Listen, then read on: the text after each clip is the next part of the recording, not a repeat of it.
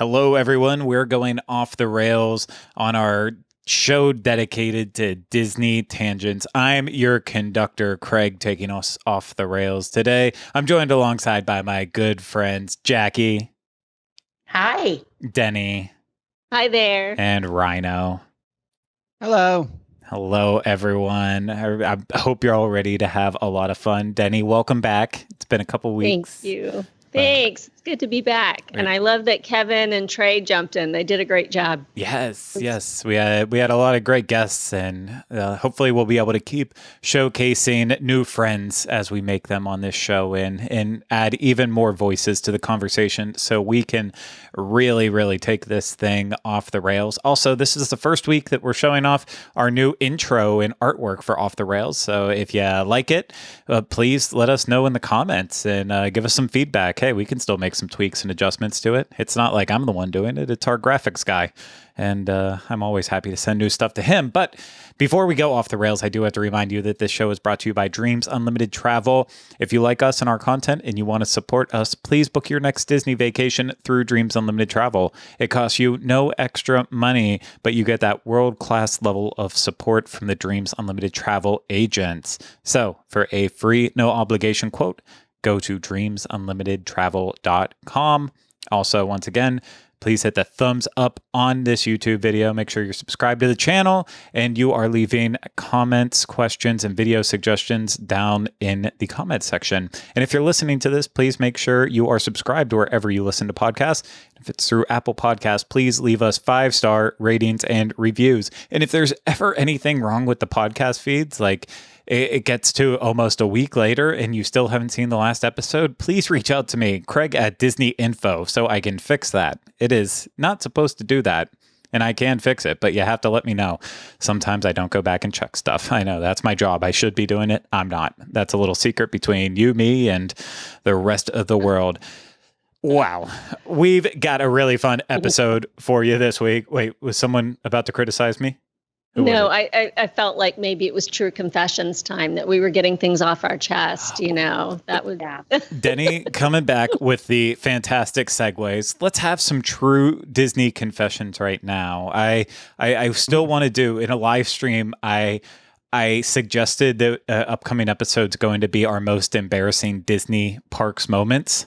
And I still want to do that one because I'm sure we all at least have one moment that's like, I can't believe I did that in a theme park. I've got multiple, and I want to share those soon, but that's not what we're going to do today. Today, we are going to talk about what's going on in our Disney worlds. And this is kind of an offshoot from what the show has been. The Dis Unplugged show has been the past couple weeks. It's been all very Disney Wish related, which we're a travel agency who's trying to sell spots on a brand new Disney Cruise Line ship. So yeah, it makes perfect sense that we're talking about it a lot.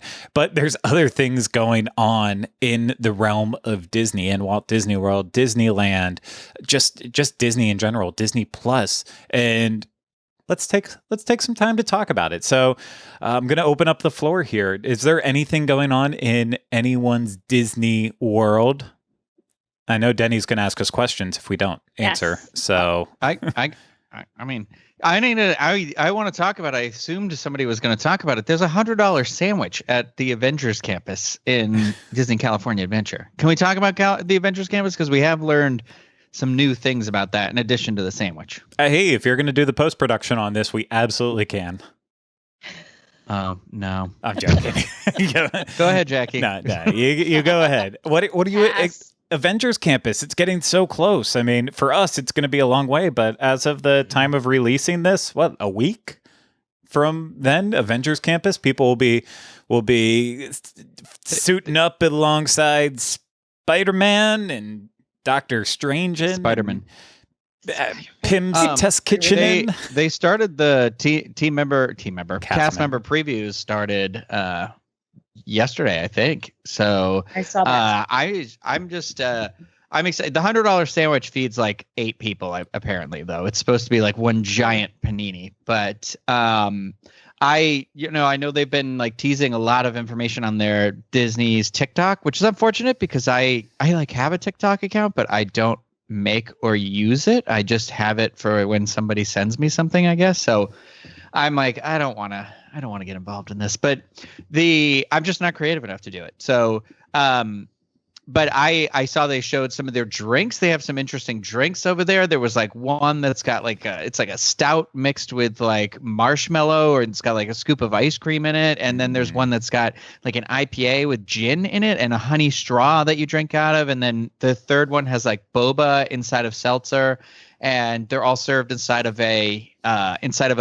beaker, which I think is fun. And obviously I will need more clutter in my house at some point by getting one of those. But the thing that I thought was interesting that I do think warrants a little bit of a discussion at the very least is the fact that now they have released that web slinger thing that you can buy. I forget what it's called, but it is part of the web tech.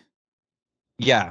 So it's for the Spider-Man attraction, but it'll work in the attraction. So you don't need to purchase one to do the attraction, but if you buy your own, you can like do upgrades with it. So there's like a fire one, there's like an electric one, there's an Iron Man pulsar thing that goes over your hand here that you can do. And so it'll change the effect and what you can do in the attraction, which I think is pretty interesting. It is also not inexpensive. I believe the base thing that just holds the connector stuff is like $35, and then I believe it's like $30 or $35 for anything that connects to that. So essentially it's $70 to buy one thing, because I think even the basic one you need something to like up it, right? Yeah, you need the basic one. And I did the news this past week for you since you were on vacation, so I had to report on this story. And I think that it was the regular Spider-Man one that turns it into like a multiple different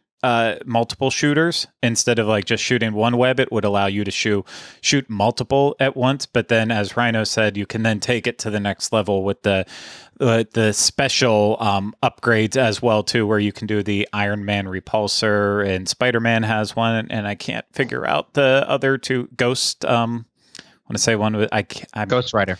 No, not Ghost Rider. Of course I know Ghost Rider, my favorite Nicolas Cage movie. How dare you? I just can't remember the names of the other two. It just fell out of my mind. And no one pulling up the story. I saw it like written when I was reading it, and now it's gone. But it's really fascinating to me, because this is kind of, I mean, correct me if I'm wrong, this is the first time that Disney has something like this within an attraction, where like in order to unlock the full potential of attraction, you have to spend more money, right? Yeah, and there's quite a lot of hullabaloo about that too. Yeah. I'm not sure where I land on it. Like if somebody said you could get this stuff to make Toy Story do like different effects, like years, that's the only other thing I can think of, like a 3D interactive element. Like, would that be something you would have purchased between now and then, do you think? So I use that as an example, knowing that's been open and hasn't really changed much since like Toy Story 3, right? Yeah. I stopped I'm wondering, again, with the true confessions. Right. What some of this kind of sounds like the interactivity that we thought was coming to Galaxy's Edge, right? Where there would be a way to change some of the story that happens in the land, at least you personally. So I wonder if this is, a step in that direction. I don't know, that we're seeing some of this interactivity come to Avengers Campus. I think is a neat step in the, and in the right direction, I guess. But unfortunately, having to pay $70. I mean, if you could do something special on some of the attractions using one of the lightsabers you've purchased, how would that be? Like, that would almost... it would make my purchase that much better, I feel like, because I was going to get it anyways. Like, but also... I lost it. Well, that's what Deni was kind of saying, though, in terms of with Galaxy's Edge. That should have been one of the features, is that, you went to Savi's and you built your scrap metal. And then if you go to Rise of the Resistance, that's a way where if, it would have all worked out, where they could have, or to Oga's later, it could have been like, hey, you were just messing around with scrap metal and we need to investigate you further, blah, blah, blah. So it is kind of a different play off what it could be with that. But I think the thing is that I don't care about this is it's completely optional. First, you have the web power band That is what allows you to do multi-fire webs. And that is the base band. And then after that, you can add on the web tech that is the different shooters with it. And it is inspired by Spider-Man, Ghost Spider-Man, Iron Man, and Rescue. And you have an electrodynamic web shooter. That is the one, I believe, inspired by Spider-Man, or I don't even know anymore. I think that one's Ghost. Yeah. That one might be Ghost, but then you have, and I think both the Spider-Man and the Ghost ones will do those. Yes, that is correct. Spider-Man and Ghost Spider will have the electrodynamic webs, and then Iron Man and Rescue have repulsor blast. So it's more just what color you want based on the characters that you like, and you can do it. But at the end of the day, you board the web slinger vehicles, you have your 3D glasses, you're using your hands to do this stuff. If you want to spend $70 to upgrade your experience and take it to the next level, good for you. I might actually buy into it eventually if I like the attraction enough. But if I'm like, oh, this is going to be like a once every other trip one, yeah, I'm not going to buy it. But I don't think that just having these things are going to... Does it do something other than just interact with the attraction though? Like, is it a toy in addition to that is my question? Well, because that's why I'm like, if it's the Iron Man repulsor and I can wear it, and every time I hold my arm out, it goes, makes the noise and shoots, like it lights up and does the blast. Then for me, I'm like, they will. Yeah, I'll probably get that. I have an Iron Man helmet at my house. They will makeshift. They will also feature lights and sounds and stuff that you can use at home as well too. So that way, it's not just when you're in the park for it. So it does have that added souvenir element to it. It'll help you on the attraction. You'll have a little fun with it when you're at home. But at the end of the day, who's going to a theme park and is like, if I can't score the ultimate score on Spider-Man web slingers, then what am I doing with life? Like, who is that person? And why are you getting so angry? No one is forcing you to go in and spend this money. The same way no one forces you to buy a lightsaber or build a droid. Right. If you like it, enjoy it and have fun. And if you don't like it, then don't. Just don't. It's not a big deal. Choices. I do think this is probably the future of what they were talking about, though, where they were saying like overlays to the land, the technological overlays, is adding these new elements that can interact with attractions, kind of brings that storytelling in and out and through and everywhere. Like you carry it with you on your person and stuff. So it's interesting. I mean, I think choices are so cool. I think it's so cool that Disney is giving Uber fans a way to take an attraction up a notch if that's what they want to do. You don't, like Craig said, you don't have to do it. I'll be honest, since we're off the rails, it kind of annoys me that people, are getting so mad about feeling like they're not getting the entire attraction if they don't choose to spend this money. Come on. I mean, it's not. Yeah, it's just, if you want it, buy it. Right. It's a way to plus the attraction. And if it floats your boat, go for it. I personally would be, down with it completely. I think that'd be so much fun to have, an Iron Man, blaster. Like that'd be amazing. Yeah. Let's do that, please. Or Rescue, either one. I would love. But wouldn't it be cool if this is kind of a bellwether for other spots in the parks, like you were saying, Ryno, for them to expand things? What if we actually get some interactivity at Galaxy's Edge? That would be amazing. And Ryno, you have several lightsabers, and Craig, I know you have a lightsaber too. Like, what if a different character's lightsaber does different things in the attraction, so that the story turns out differently if you're using Rey's lightsaber or if you're using someone else's, lightsaber, whomever. That'd just be so much. It's limitless. The potential's limitless. Yeah, they could. I remember. Well, I remember them saying in the original announcement for the land that one of the ideas is that there would be interactive lightsabers, whether it was for us, the guests, or for the cast members doing the role or whatever. But we never saw that come to fruition. It's just another one of those things too, where the droids were supposed to be interacting with the land, and I'm sure they do still make their noise as you carry them around. But it is I do feel like it fell really flat in terms of how much life was supposed to be in there, and you know.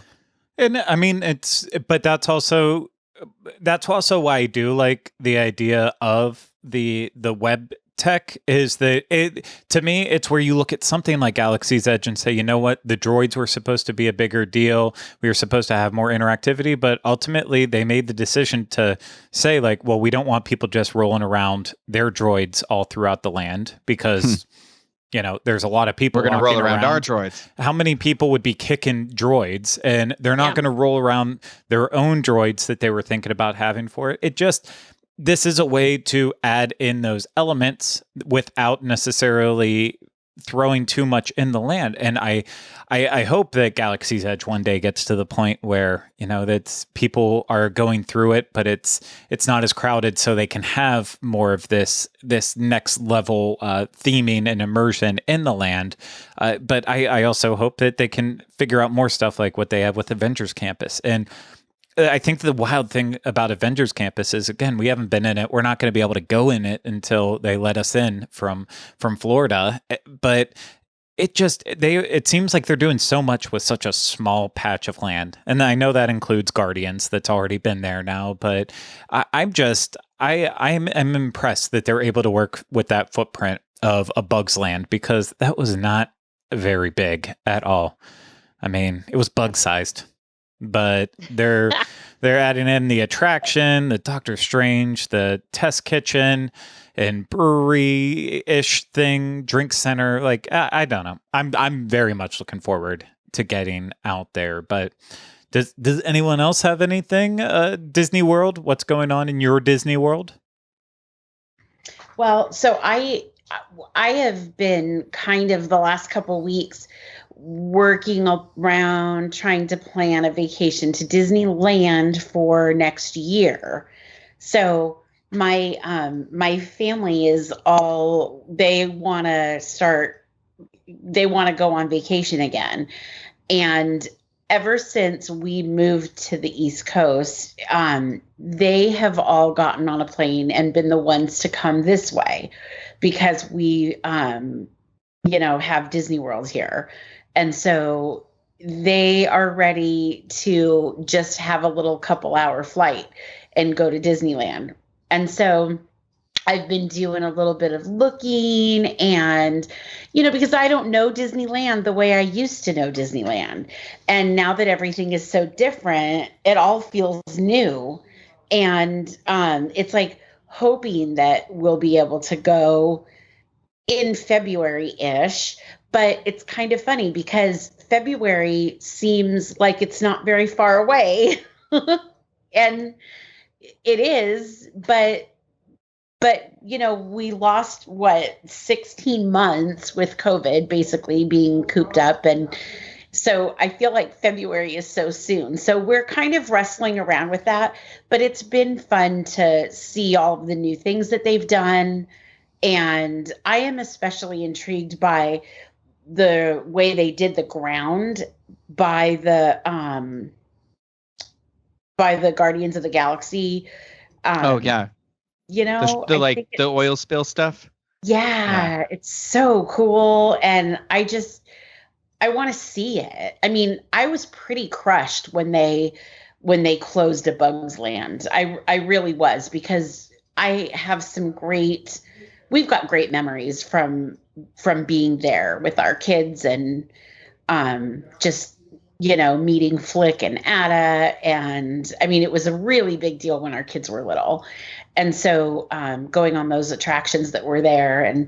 But I am excited to see the new area.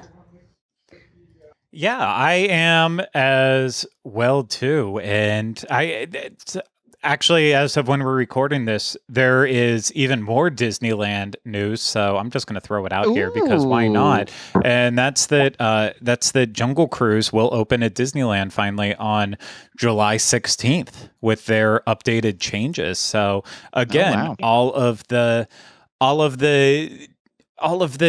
changes that have been happening at Disneyland since it reopened. It's going to be an exciting time to get back to that park. And apparently work's supposed to be finished on our Jungle Cruise sometime this summer, which is it's exciting. But Disneyland gets the first look, at least, at it, unless they really start speeding up here at Magic Kingdom. So now, between everything with Avengers Campus, Snow White's, the updated Snow White and Jungle Cruise, what a good time for Disneyland. I'm excited about seeing all of the new things. I mean, just the thought of so many things that have changed. I even forgot about the Snow White attraction until you just mentioned it. So, oh my gosh. All things exciting. All things. Yay. Deni. Yeah. Yes. Do you have anything, or did you want to just ask us questions? So I haven't been in the parks for a few weeks now, and it'll be a little bit before I'm back in a park here. So I'm kind of living vicariously through you guys, and just watching all the news and seeing you guys in the parks and having different adventures and stuff. And I have to ask. And I know it's been mentioned on one of the Tuesday shows, but not at great length. But what is because something that's happened in the last, few weeks has been the fact that guests do not need to wear masks in outdoor common areas now in the parks. So for you guys who have been, yes, if you're vaccinated, exactly. So for you guys who have been in the parks, what does that feel like? I mean, I know, I know we obviously before 2020, we used to be in the parks all the time without our masks on. But now that we are, on the other side of them, them needing to be on at all times, what's it feeling like? It felt like I was in a fully vaccinated park yesterday, assuming that everyone was following the rules like they were supposed to. I thought to myself, wow, this whole park is vaccinated. That's great.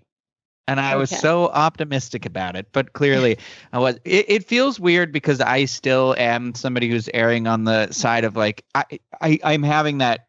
I forget what the term is they use for it, but the surprise, I'm having some anxiety about having to go back to life the way it was. Like, it's just. It's like trying to let go of that and be like, oh, okay, I don't have to have this on right now. Oh, this is okay. Like I did travel this last weekend for the first time, and the journey through the airport was absolutely just incredibly stressful. But the way back was a lot easier. But it was, the plane was still very much like, do not take your mask off. And if you take a bite of your food, you put that mask right on the second that your lips leave that food. Like, and they didn't serve alcohol on the plane. There was only 4 drinks that you could choose from.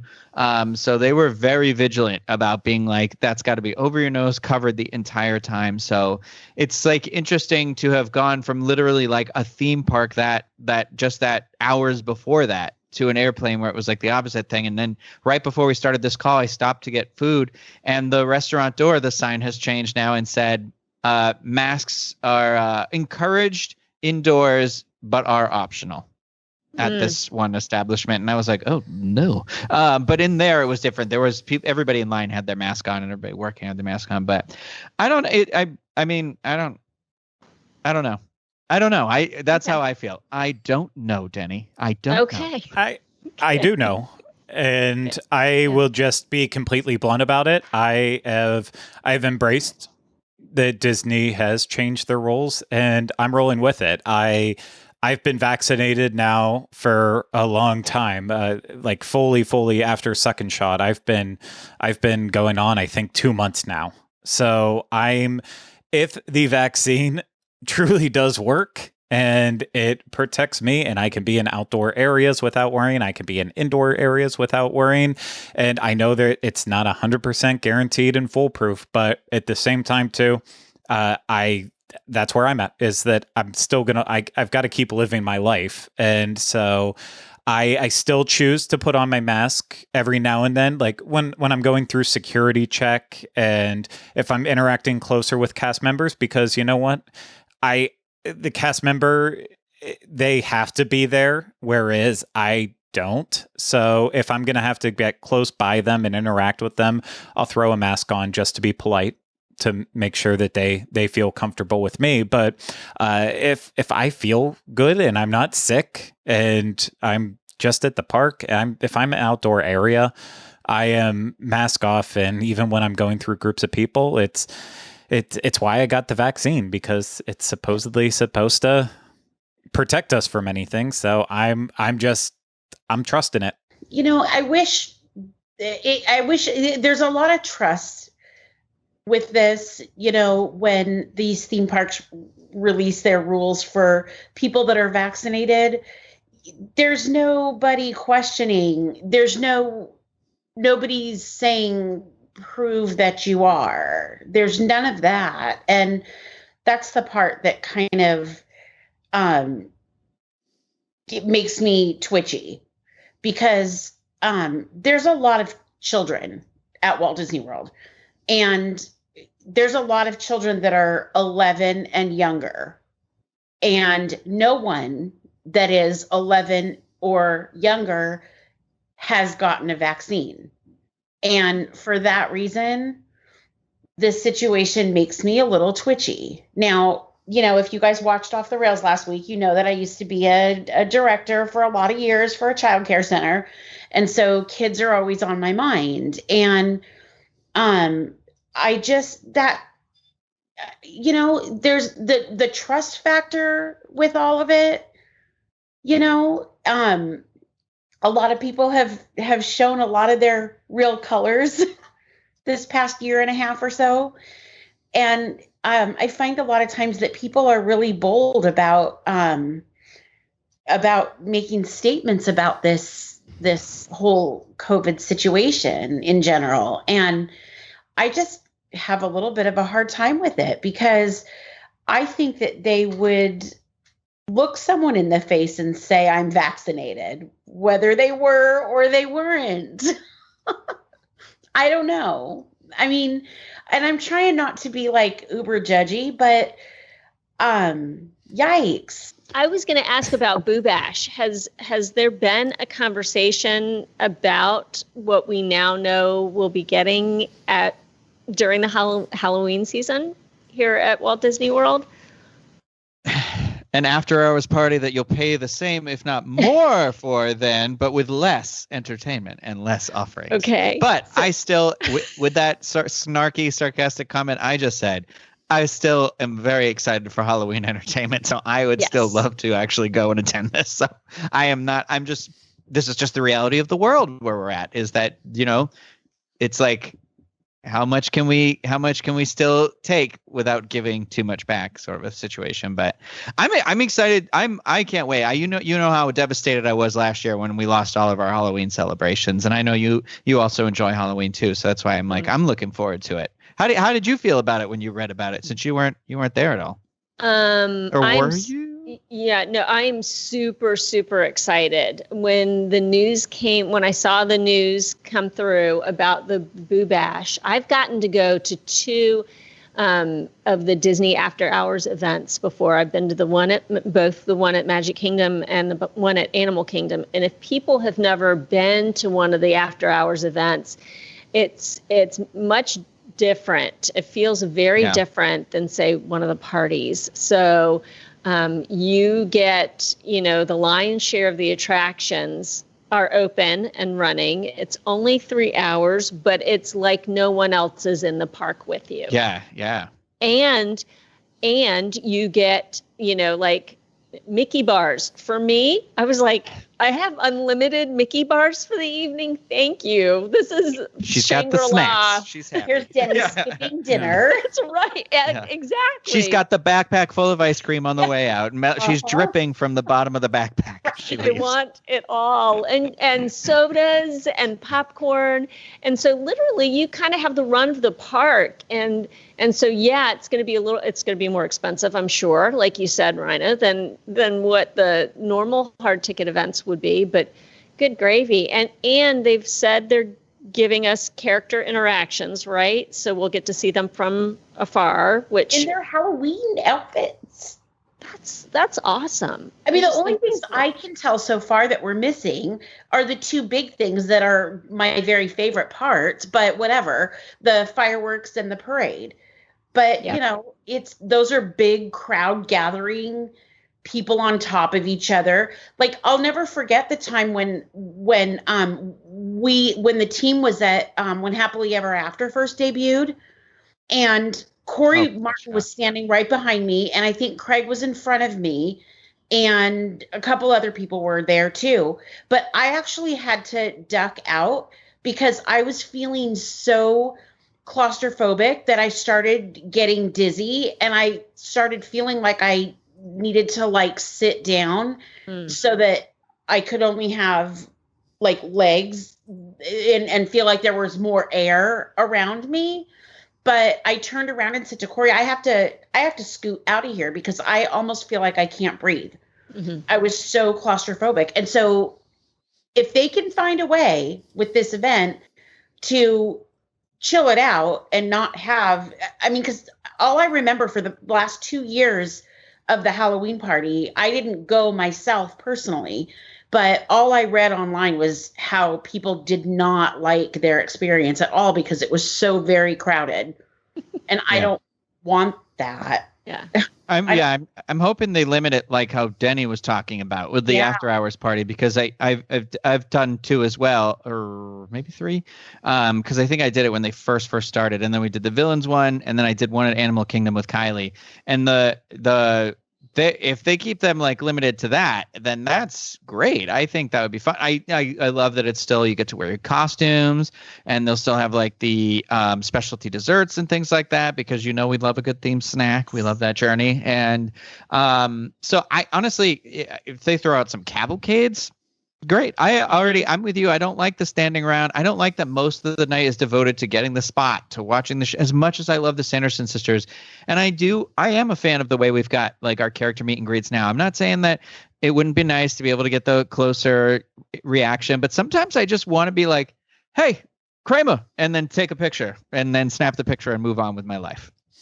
Yeah. I've been thinking about that with character interactions for a while now, and it's very interesting. Over at Universal, they are doing technical rehearsals for their DreamWorks destination meet and greet right now. That is essentially all the DreamWorks characters. They come out in 3s at a time, stand on a stage, and they're dancing and waving at kids and interacting, and they're doing it like that. So you get the chance to feel like you're dancing with the characters that you love. You get the photo opportunity. What you don't get is the hug. And, we all know that's a big part of it, though, is that it's parents take their kids there because they want that first capture of them hugging Mickey, and they want those moments. And I get that, too. I'm wondering if this is like one of those situations, though, where it's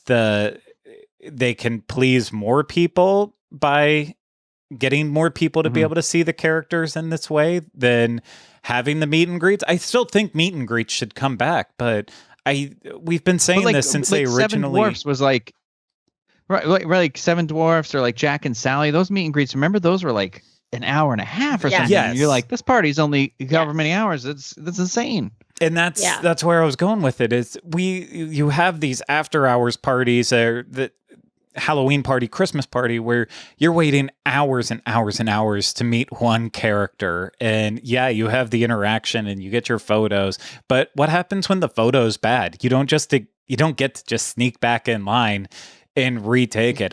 Maybe you do. I've never been one to complain about it, but I've had that before where I've waited an hour to meet a character, and I look at the photo later and I'm like, why?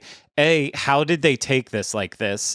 I know I'm not the prettiest person in general, but I think I'm a little bit better than that. And be like, why? This is now all I have to show for that time that I put in is this one awful picture. And I can, you know what? I like the interaction, but at the same time too, I would rather just snap the quick picture and be on with my way, and then maybe have that separate opportunity. Make it an upcharge where you can only meet characters in a special warehouse or something with backdrops. I don't know. Character anything. Warehouse, you say? Something like that, you might say. But I feel like there's got to be a happy medium in there. It's because people love seeing the characters. They might just not like the whole interaction. Deni's met princesses with me. I don't know what to do or say. I don't know.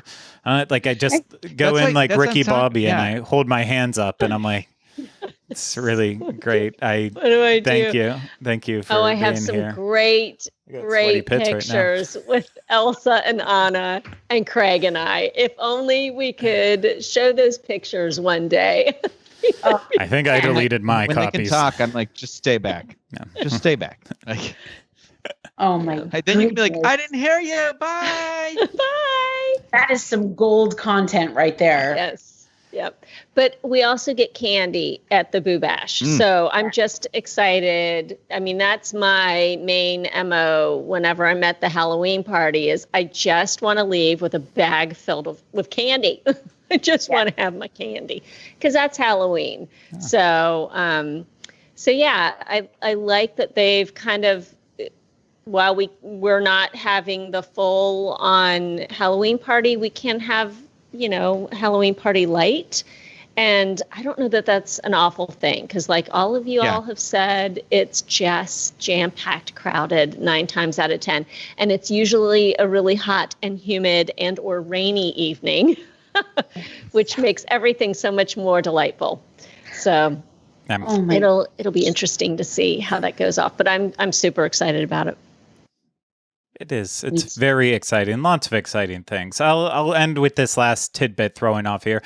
I'm excited to start getting back in movie theaters more and more now. I've only been to one movie since being vaccinated, and it was so cathartic. And to think about Disney's slate that's coming up here, Cruella at the edge of my seat for Cruella. I'm not quite as much on that. I am actually legit. I didn't think at first I was going to be into it, but now I've seen so many of the previews. I'm like, okay, if this is remotely looks even as entertaining as the preview is, I think I'll be okay. But I did see a stuffed a plush at the park yesterday that was a dog with an eye patch that it was wearing over its head. And I thought, oh, well, this is not the mood I was getting from the trailer. Also, I never knew that DeVille was a type of a car. So I've learned that in the last couple of days, too. Yeah. There you go. Your grandparents never had I'm on a journey. The DeVille? Yeah. No, they were Toyota Camry people. That's very progressive. And still are to this day. Yeah. They're Avalons now. Toyota Avalons. No, it's... You have to upgrade. My grandparents were all boat people. Why drive sensible cars when you could drive giant boats around the streets? Just made more sense. Well, I mean, dogs are allowed eye patches. Dogs can be pirates too. Anyone can be a pirate. So I think that's probably just part of the plot line of the movie. The dog wants to... I don't know. Be a pirate? I don't know where I'm going. Yeah, I was going to say maybe they watched Pirates of the Caribbean, but it takes place in 70s London, so I don't think they were inspired by Pirates of the Caribbean. I don't know. It's neither for me to say nor deny, but Jungle Cruise coming out. We need more Dwayne "The Rock" Johnson back in our lives. That's always good. There's so much to look forward with, and there's nothing quite like the experience of being back in a theater and seeing stuff on the big screen. I know there's a lot of people out there who have big TVs, but it's just not the same. It's not the same at all. Mm-mm. Some movies are meant to be seen on the big screen. You're right. Yeah. I kind of want to do the cheap rent a movie theater before those options go away, just to be like, I did it, Yeah, I could never find something that I was passionate enough to rent a theater over. Like, what do I want to see that is most likely them just putting like a Blu-ray copy into a projector and putting it on a big screen? Like, what's the movie that I would want to see with that? And I know our friend Carly, I think she did it for one of the Shrek movies, which just I will never understand that. And I don't know. There's maybe one day I'll figure out that one movie I'm passionate enough about. Maybe Maleficent. I would probably do it for Maleficent. Maybe. Yeah. It's a good movie. I always will say, if Jurassic Park is ever playing in a movie theater, you should always go see it. Whether you've seen it at your house a million times or not, the experience of seeing that movie in the movie theater is just nothing like I remember it was playing at Universal again when they were doing the like older movies on Saturdays mornings for like $5, and I was like, I'll go see it again. Like, and I remember the sound is something you can't get. I don't care what kind of sound system you have, you cannot recreate that experience of seeing that movie in the theater. And so like I look forward to. I'm hoping some of these movies on their way are going to be like fully, taking advantage of that. It's like being able to see like a Marvel movie again in the theater with Black Widow coming up. That'll be, it'll be exciting to really go in with these, like, we got a lot of blockbusters. I'm excited to just even see the little like critical darling movies in the theater. I'm ready to go. I'm going to the movies tomorrow night for the first time. I'm going to see A Quiet Place 2. And hopefully that movie theater will be a quiet place. Oh, it will not. No, that's the one thing that has not changed about movie going. People are still just as loud as ever, and the big difference is that now they're loud and it's dark and you're just like, I'm in my own private world of pain. Nightmare. Nightmare. That's a good one. I wanted to say the HE double hockey sticks, but this is a family show. I need to keep it family friendly. I'm in my own private DeVille. Yes, that is. Well, actually, that would be very comfortable. It's a nice, comfortable car. I don't think they make them anymore. Plenty of room. But I'm sure someone could. I think they just stopped making them. That was like an announcement or something recently, or I don't remember. There was something about the car recently, and that's how I know. I guess you're more tuned into the car world than I am. I guess I don't. Right now, I guess. Yeah. I stopped picking up Auto Trader a long time ago. So after Joe Dirt came out, and I realized like, oh, Auto Trader, not as cool as it seems. And then I stopped reading it on a weekly basis. But that's just me. It's going over the heads of like pretty much everyone that's watching this or listening to this, including everyone sitting here right now. I know none of you have seen Joe Dirt. It's fine. I've seen Joe Dirt. I just don't remember it that well. We'll watch it all together one day. It'll be nice. We'll take ourselves off the rails on that. It'll be a watch along. It's all good. We should rent a theater. I wonder if they would shift. There it is. You found the move, Deni. They would just ask us, what? And be like, Excuse me? We'd like to watch Joe Dirt in the theater, please. Like, Joe Dirt? We don't even have it. Like, and then we'll call up David Spade, and he'll be like, "Yeah, I'll come watch it with you guys." I'm like, "No, just the movie, please. Just the movie."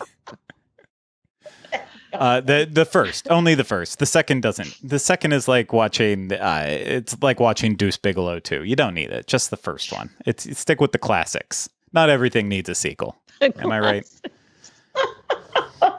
Okay, yes, I'm right. Right Okay, this is the weirdest ending to any of these shows that we've ever had. Does anyone else have anything to say or bring up before we take us back on the rails? Good to go. Well, I think we're going to be back on the rails. Ryno's not at his house, so he doesn't have his whistle. So we'll just have to make believe. Actually, I didn't know I needed the whistle anymore. Yeah, you still have to blow it to take us back on the rails, I think. I don't know. There's so much whistling happening. I can just put it in post. Just hold your hand to your mouth. Don't do that. That will look not great. No, don't do that. And so we're back on the rails now. No more tangents, no more weird conversations. I'm not gonna lie, I think this one has been kind of a disaster, but we'll see how everyone feels about this later. We went from the darkest of places to, I don't know if we ever recovered from it, but it's all good. It could be worse. Spiraled. It could always be worse. And it's just, maybe Patreon will get a director's cut of this where I leave in part of the conversation. I'm sure I'm going to trip out. Trim out, not trip out, but trip out. That's for a different show. That was actually the tagline of that different show. No more tangents. Okay. Dreams Unlimited Travel. Oh my God, that was... Took me a second to realize what you were doing. I was like, the Hopscotch show? And then I realized what you meant. Yeah. Dreams Unlimited Travel. You like us, want to support our content, book your next vacation through Dreams Unlimited Travel. Hit that thumbs up. Yeah, not after this one for sure. Hit that thumbs up.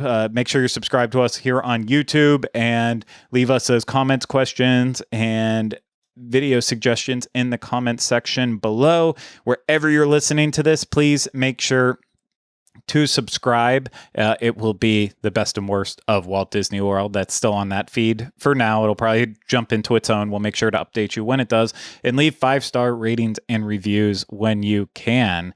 We actually do have, finally, someone took me up on the offer and left a recent review, and it's from I Love Doom Buggies. They said, great discussions of all things Disney. I love what everyone brings to the table. I know you guys sell the product, so it's great that you don't sugarcoat the negatives. Thank you for the knowledge and entrainment.